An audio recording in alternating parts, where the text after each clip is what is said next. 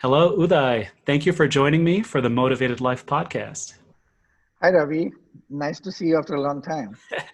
Just for the listeners out there, Uday and I worked together many years ago, gosh, 12 years ago or so. And he and his team helped me when I was in a role at Microsoft where my job was to figure out the vision for future versions of our product. And I got a chance to travel the world with Uday and his team and really go deep into the consumer mindset and understand how technology can really make their lives better and get a sense of some of the trends that should drive and did drive how we thought about technology innovation going forward. And I've always appreciated how much of a creative thinker Uday was, and how he was able to help us see beyond just the surface when we were working with customers and meeting with people. And now it's many years later, and I saw some poetry that Uday had written, and I was motivated to go ahead, get the book, and was just inspired reading some of these poems, and decided I would, see if he'd be all right to come on to the show. And so I'm super excited to have Uday with us today. You're a man of many talents. And so I figure maybe you can introduce yourself and share with everyone your background, personally and professionally. Who are you? What do you do? I was first trained in industrial design in India at the National Institute of Design, NID, which was started based on a report that Charles and Ray Eames created. Studied 6 years there. Then I ran my product design practice in India for 13 years before coming back to graduate school at the Ohio State University, where I was introduced to the idea of participatory design by a social scientist, Dr. Liz Sanders, who was then the head of research at Fitch, a design company. That expanded my curiosity from how to design physical objects and their functionalities and their comfort and the semantics to how to understand the experience that people want to have in their own life, and what role does product and technologies and artifacts play in helping them live that experience. And that's where I studied a lot of literature from anthropology, sociology, psychology, and communications, which moved me into design research space. I took up a job at Fitch, worked there for 5 years as a design researcher, championing participatory design as a team with other members of the team led by Liz. In 1999, we spun off from Fitch. The four key members of the research team, including Liz, started SonicRim, both in San Francisco and Columbus. Um, our, our story, our narrative evolved from participatory design to co-creation, because participatory design refers so much to the material world. So it doesn't have to be that way. Whereas co-creation, the idea of co-creation was more about creating value, as first introduced by C.K. Prahlad in Chicago. And through that experience of talking to people, having dialogue, conversations, doing so many research projects, I had an opportunity to go to 45 or plus countries. And now I take account talking to more than 10,000 people in the last 22 years about their dreams and aspirations about life, their realities of life. And what it does is it shapes your understanding of life, not just about products you want to design or experiences you want to design. It also got me curious about how people imagine things, imagine their life, imagine their future. And I came to the conclusion that the future lives in social imagination. Hmm. And it's by influencing the social imagination, by participating in it through a wide variety of channels, fiction, technology, social discourse, design of artifacts, and so on, you begin to shape movies, cartoon strips, all of those, you begin to influence that imagination. And then the social imagination puts pressure on engineers and designers to recreate that imagination in the real world. So that's where I am now, is how do I influence the social imagination? But what happened is I've now lived through three recessions: 2002 dot-com bust, 2008 subprime mortgage crisis, and now the pandemic. And through these ups and downs of life and the suffering that comes with it as a business and personal life, one begins to think of life in a larger view. One begins to understand that the core skill that a designer needs to acquire to influence social imagination in a constructive way is curiosity, compassion, and creativity. And as I was beginning to think about that, one night or one day, I was looking at San Francisco from a hill and a feather passed by me. You must have read that poem, An Untucked Feather. Yep. Untucked feather, yes. And I tried to catch it, it flew away. And that night at 3 o'clock, I woke up and I wrote a poem. Gotcha. And since that day, literally all my poems were written between 1 and 3 a.m. in the middle of the night. And that's where I became a poet. So that's where I am now. That's where you are now. And you know, you've said a few things that we're going to loop back to in our conversation. You've used the word social quite a bit. You've used co as a prefix several times. And I distinctly remember working with you 10, 12 years ago and talking about creativity and innovation, and you would interject and talk about co-creation and co-innovation. And you know, at first I thought, oh, it's just semantics, right? But then realizing, no, there's something else that you are pointing to, which is having the solution emerge not just from oneself, but from the system. That's how I heard it. And so I think that's a really interesting thing to think about, not just creativity, but co-creativity. Not just what is a solution, but what's a solution that the society can create together. And I want to come back to that idea. But first, let's talk a little bit about poetry, because that's actually what piqued my interest to reach out to you now. And so the book is A Window for a Home Without Walls. And if you're watching this on YouTube, you can see the cover here. Let me first just ask you, what was the inspiration for the cover? I found it to be quite fascinating. And maybe you could describe it for people who are listening, and then share a bit of your inspiration for the cover and then the book itself. Okay, so one thing is, when this was not an intentional act at all. As I said, I kept writing poems in the middle of the night. And when pandemic hit, I was stuck at home. My wife told me, you know what, you need to look at all of them together, publish it as a book, do it as a project, and see what's going on in you. Looks like there is something that's going on that I notice in you, in your understanding of life, the world, and your role in it. And you might discover something new. So I pulled them together in a document and gave it a few titles.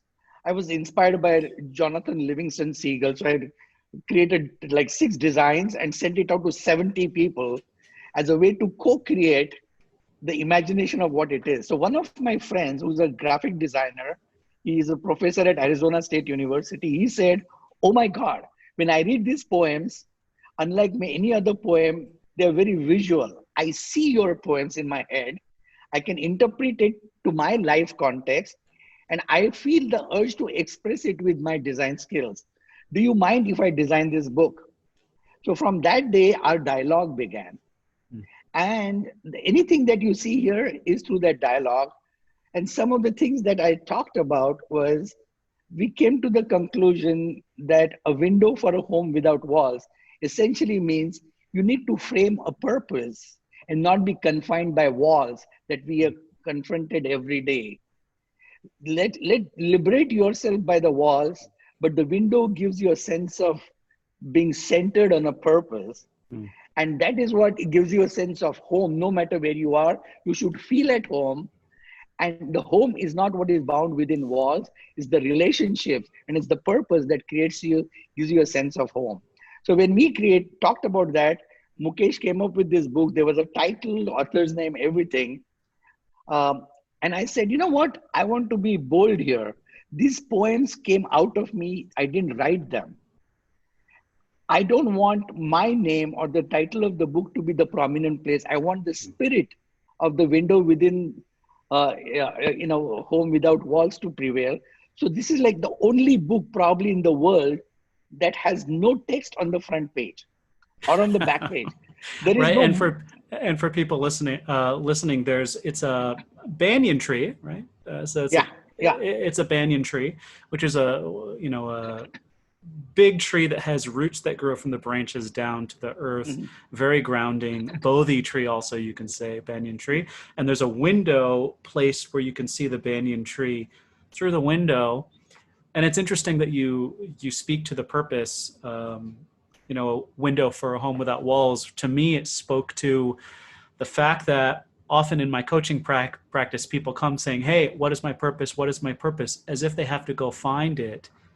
To me, what I got from this cover and the title was to be able to look more clearly in the moment and have it be revealed. So instead of Yes, having to go seek a purpose, you look and it finds you. It's there. Like the purpose is there. You just look at the window you're in now, and there's meaning through that window. Um, so, I mean, you can contemplate the cover of the book for a while. You've said something interesting. I have a few friends who have written books. mm. Every single one have said the process was hard, arduous, backbreaking. What was it like for you to produce this? Because it sounds like this was not an arduous process for you. I don't know. Maybe I was wrong. It was fun and playful. And I also invited one friend who's an editor. She's a good copywriter. So she helped me clean up my text and she rewrote all the titles. So it was fun. We were just between the designer, myself, and Molly, the editor, we were just playing with each other and we were co-creating it. And really, I decided this is not my book. It doesn't carry my name on the except on the Spine. spine. That's because you need to find it when it's in a book rack. And also, as you can see, the first page when you turn, you see a Buddha quote.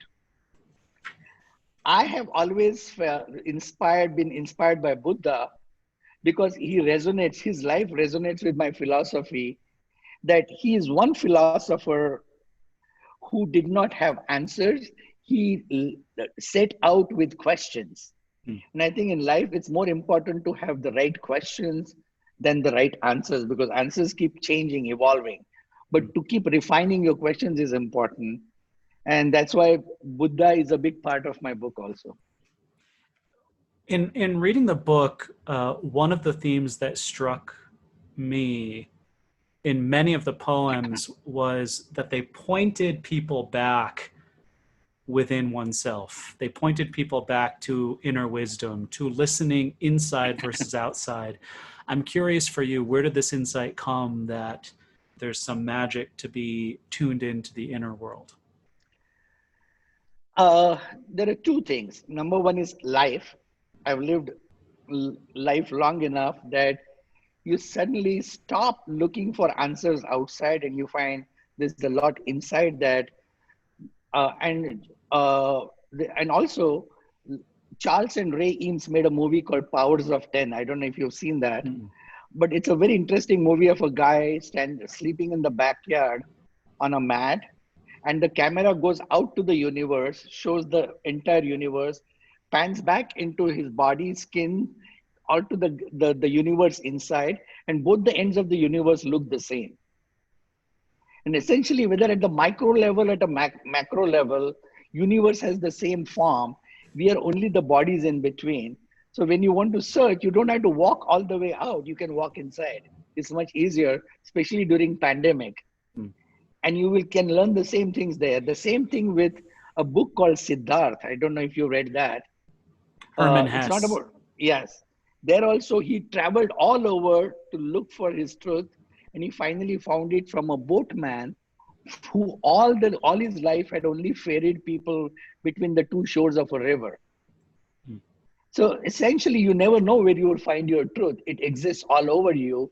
And right now, I think when you lived life and when you're in a pandemic, it's best to search inside. Mm.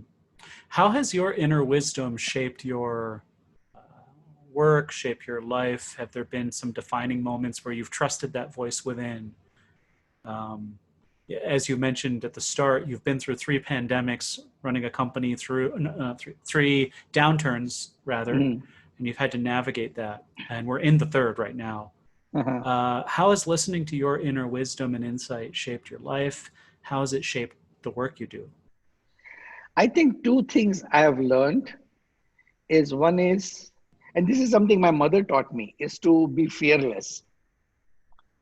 I think a lot of things we don't see in the world and don't discover and don't act on is because we have fear holding us back. And my mom, in very early on, taught me to not fear anything. Uh, and I think that's one thing that actually liberates you to see things as they are and not to get too entangled with it. So even bad situation is a part of the cycle. In fact, I wrote something today. You may have read that. Did you read? Uh, Not today. okay, I sent it to you. It's a blog called the reclaiming the language in which we cry. Hmm. And I say in that blog I have said, when I looked at all the most authentic moments in my life and I started making a list, most authentic moments were the ones where I was crying without inhibitions. And I reconstructed that and I wrote a whole blog around it about how do you live most authentic life. And I think authenticity is where you see a clear picture, whether you're down or up, Hmm. whether you're happy or sad. In fact, in that blog I've written, the pursuit of happiness is such a distorted view of life. It makes you see successful you as a positive and a failed you as a negative. It looks at when you're successful, you look at people as successful me and failed they. But actually, what pandemic is teaching us is we are all interconnected, and what happens to one affects the other, and you need to take responsibility for embracing all of that and affecting all of that. And that's what has like that's the learning that I'm gaining from this a dialogue with life and dialogue with people. Hmm. I don't You know know if I that. answered your question. No, no, you did, and it made me think. Those moments where a tear falls, tear of joy, tear of sadness, something authentic.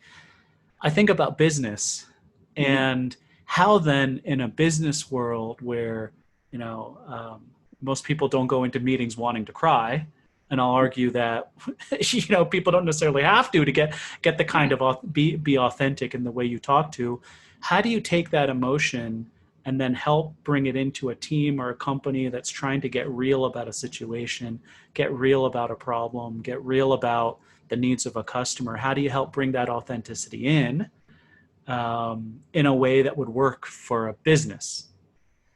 I think the first thing to recognize is to be exposed to realities that we are real people with emotions, real people with ups and downs of life, and our customers, our clients are real people.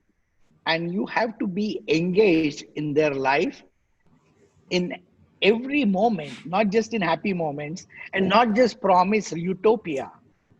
Sometimes what it takes is just to tell them you need us when you are sad and down, not necessarily to bring you up and cheer you up, but just to know that somebody listens to you, somebody is there with you. You have to empower people, not necessarily help people. And those are the kind of things that when you bring it down into your company, you have to allow people to disagree with each other. You have to allow people to live with different perspectives. You have to allow people to live with contradictions because through all of that jumble that is a representation of real life will emerge opportunities for catering to those different Mm, realities with different types of solutions. You don't want people to be always successful, celebrate failures, encourage people to take actions even if there is a risk of failure. When they fail, tell them that's a part of walking the path. That's the path of being a part of the real world. And that's what, where I kind of feel this poetry, this realization of, the authentic way of reclaiming the truth, it matters. And I think a lot of times we tend to celebrate success in an organization, celebrate heroes, and put pressure on people to succeed and to become a hero. Mm. There is no place for humility. There is no place for uh, living with little. There is always a pressure on growth Mm. rather than, there's no celebration of conservation. There's celebration of consumption. So I think we are kind of in a world where pandemic has taught us that the rules of living have changed, and we may have to redefine and extend those rules that we are learning from nature into the ways in which we conduct our business in the future. Mm-hmm. So, I'd love for you to talk about, at your core as a design thinker and design activist, as I've heard you write about on your Mhm. blog, maybe speak a little bit to design thinking and why it matters. And then we'll talk about design activism and what that means and the difference. Mhm. And, many of the listeners are, working in the world of tech, perhaps engineers, perhaps marketers. A few are designers, but I'm guessing design thinking will be new to many people. They may have heard it as a buzzword, but not really understand what it means. And then design activism, as you would describe it, as an important element as well. Could you speak to those two and why they matter right now? Okay, so there is an origin of design thinking and there is a current prevalence of design thinking. Uh, in the past, when I was in school, design school, 1975, design thinking was termed as designerly ways of knowing and learning and acting on information that resides in our world. There were people like Nigel Cross, uh, Christopher Alexander, who were curious about the information in the world that shapes our unique way of thinking creatively, constructively, solving problems, and taking intuitive leap of what's possible. So to that extent, there was a more universal curiosity for how any human can embrace their innate capacity to think constructively and find solutions to problems. As design became a profession, I would give credit to IDEO and Stanford School to formalize the design thinking, structure it, and turn it into uh, a way of managing innovation beyond management consulting practices. And it became a business practice.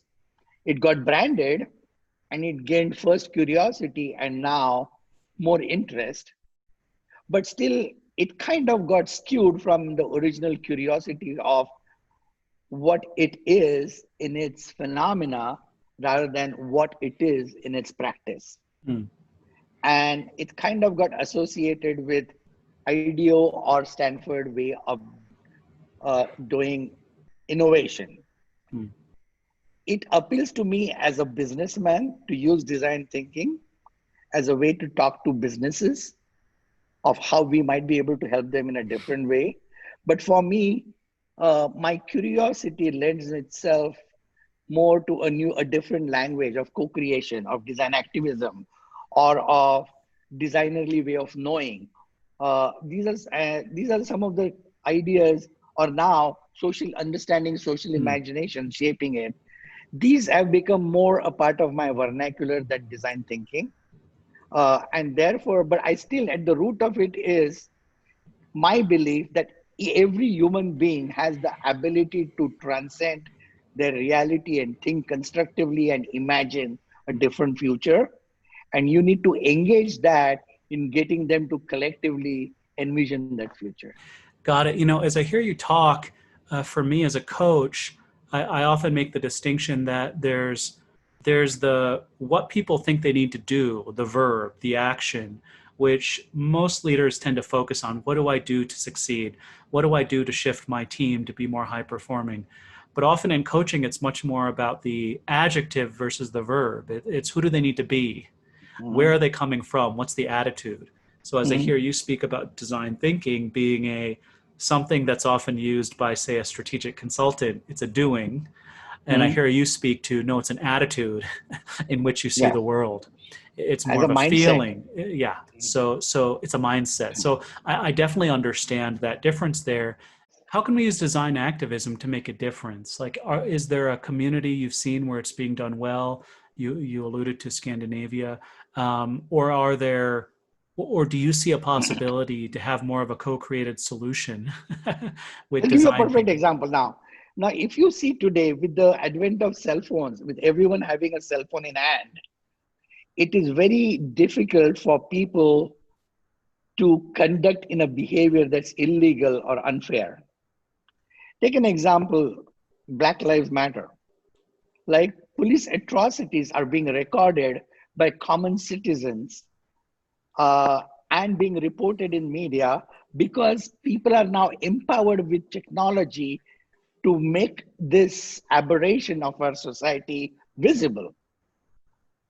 And that creates opinion, that creates protest, that creates an understanding that no, this needs to change.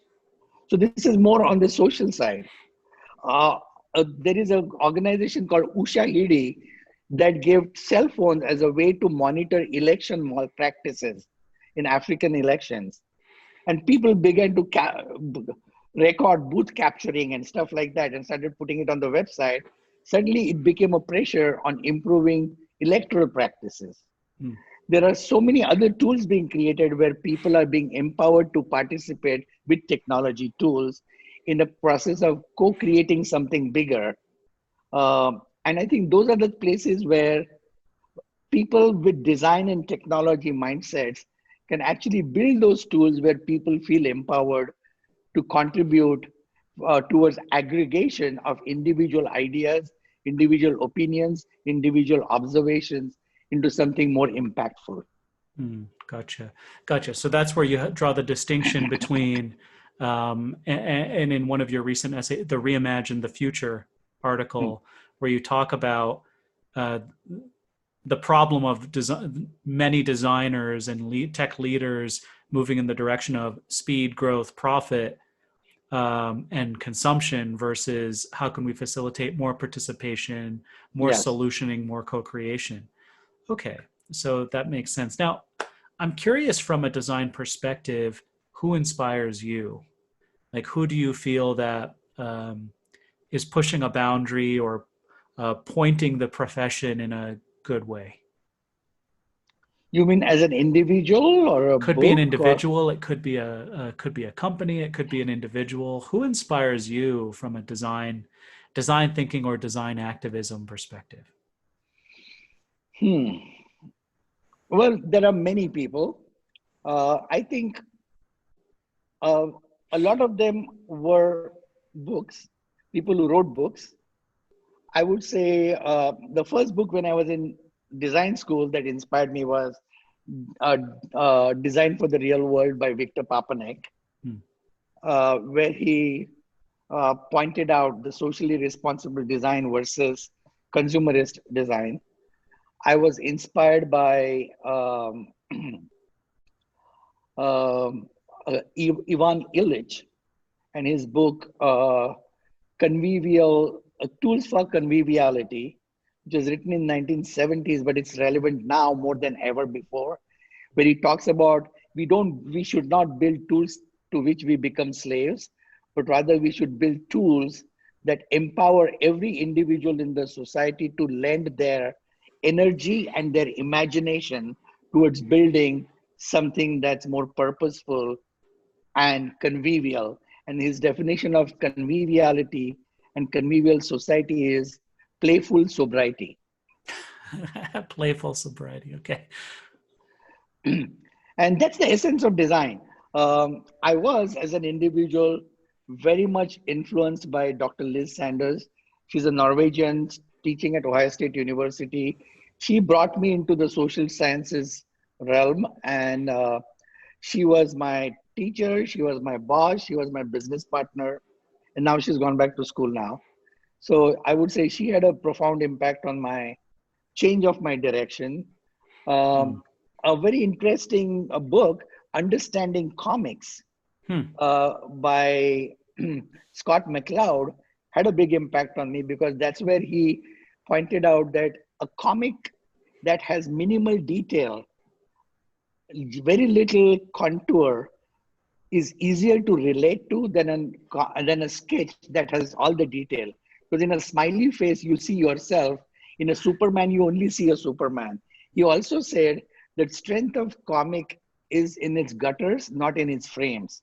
So essentially, what he's talking about is how do you create something that provokes people's imagination Hmm. I rather see. than gives them the solution. I So those see. are some of the things. And above everyone else, I admire Buddha for his curiosity and Gandhi for his non-violent vision Yes. of building a society of locally relevant tools. Yes. In some ways, the epitome of design activism, Yes, in how absolutely. Gandhi facilitated the societal change. Yes, You know, you've alluded to something earlier, um, and I would agree that you believe all people have creative genius within them, design genius within them, have the potential. So it's not just the wild and crazy, tortured soul of a genius who can unlock something um, profound from a design perspective, but that we all have such capacity. Is that right? absolutely. In fact, I can tell you one thing. Now you have a baby. Mm-hmm. I'll give you my experience with my baby who's now become an adult. Right since childhood, we used a technique with her where when there was a situation, something as simple as which dress to wear, or something more conflicting between mom and dad have a difference of opinion, they're angry, any of those questions, we would involve her in the conversation. Hmm. And each of us would express our opinions on what's the problem and what's the solution, what are our options. And we would find that that dialogue actually helped create a greater sense of ownership amongst all of us. Even when we were tempted to see what her problem was and had a solution to offer, when we involved her, she cared more for this emergent solution than when we said, "You don't understand. We've lived a life better. This is what is best for you." Yeah, it brings to mind this study, the IKEA effect. You may have heard of it. A study done in one of the business schools around how when people purchase their IKEA furniture and build it, say for a college dorm room, they attach a sense of love and caring to that furniture because they had a stake and they had involvement, Building they it. had skin in the game. Yeah. Um, even if and I can attest to this, I still to this day have some IKEA furniture hanging around for years and years that I have an attachment to because I was actually invested in the process. Yes, absolutely. So that's the most important part. That's where it goes back to. Hmm. Let's talk a little bit about leadership. You know, most people who are listening are knowledge workers. Many are running teams. What can business leaders, and you've spent many years facilitating innovative and creative workshops with teams. What can business leaders do to unlock more of their own creativity and innovative potential? And also, how can they facilitate more of that with their teams? Honestly, I would say I'm still struggling with it. So I have not attained uh, the ultimate competency in that area. But the first thing to learn is to tame your ego. Hmm. You become a better observer and a listener, and therefore you are more equipped with wisdom and information if you put away your ego. That's a big part of what leaders should do, is that have an open mind to see information that's in front of you and not be tied to your belief. A more recent project that we did I cannot give you the exact company name and the project name, but a very interesting project. It was for a legacy project, for a legacy product that has been in market since 1965. And they were beginning to wonder what it would mean, that brand and that product, to the younger generation. And they had to change the technology associated with that product, but they felt their legacy customers would be annoyed by change of the technology. We and the rank and file in the organization was bought into the idea of aligning with the younger generation. The topmost person was had the belief that this is my baby. I've lived so many years with it. This is what our flagship product is. How can you just change this? You're going to piss off our legacy customers. We were able to take some of these middle level leaders through a tour of people's imagination worldwide, hear people's stories, the younger people's stories, their values, their understanding of the future. They came back and narrated the stories of what they heard with the senior leader, and they were able to change his belief through those stories that if I don't listen to the younger generation, my brand and my product would fade out. Whereas it will have a new lease of life to innovate and evolve with the new life, as long as I still hold on to the core values of that product. And those core values can be manifested in new technology. Mm-hmm. And now that is something that calls for a leader to be open to listening to the voice of their customer, of immersing himself or herself in the actual environment in which his product lives, her product lives, and learn from it. Yeah, and you've used the word story several times. It's like understanding the story versus just the punchline, yes. Which in business, people want to get to the bullet point. And you're pointing to what's the context, what's the story, what's the before and after your technology's used, yes, which has the emotive heft to it. You've also spoke to humility, the opposite of ego, as being a key here. You know, just as we wrap up in these final few minutes, you've traveled extensively.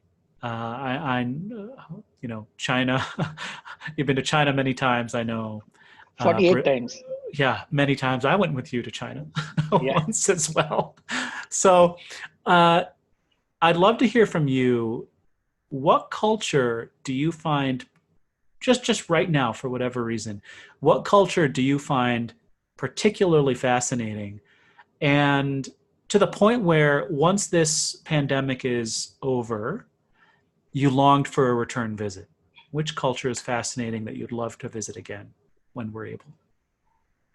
Okay, so I will change the word from fascinating to curious. Sure.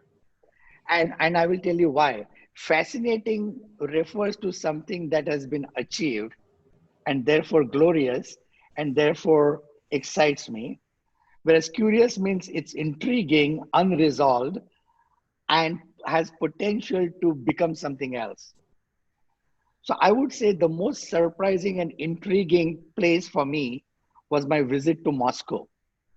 And I went into Russia and Moscow with the baggage of all the media constructed stories that I was fed all my lifetime, whether I was in India or in the US, different spin in both the places. So I was actually able to feed on different spins on Russia over a different period of time. And I go in there, and my project was with young people, and I realized they are as human as the youngsters in New York or Rio de Janeiro or London or Indonesia. And what makes it even harder for them is that some of their simple aspirations are hard to meet because of certain conditions, but still they have created institutions and they've created a way of life where they can have moments of those experiences, a sense of freedom, a sense of creativity that they seek at much higher risks. And I think that's what is intriguing, exciting, challenging, And like I would also say fascinating to me. Fascinating. Okay. Okay, wonderful. Um, where do you see yourself in 3 years? Uh, I I don't know where I will end up, but I would love to see myself detached from the task of managing cash flow for my business and just being an activist who promotes change through storytelling, discovery, and transforming minds.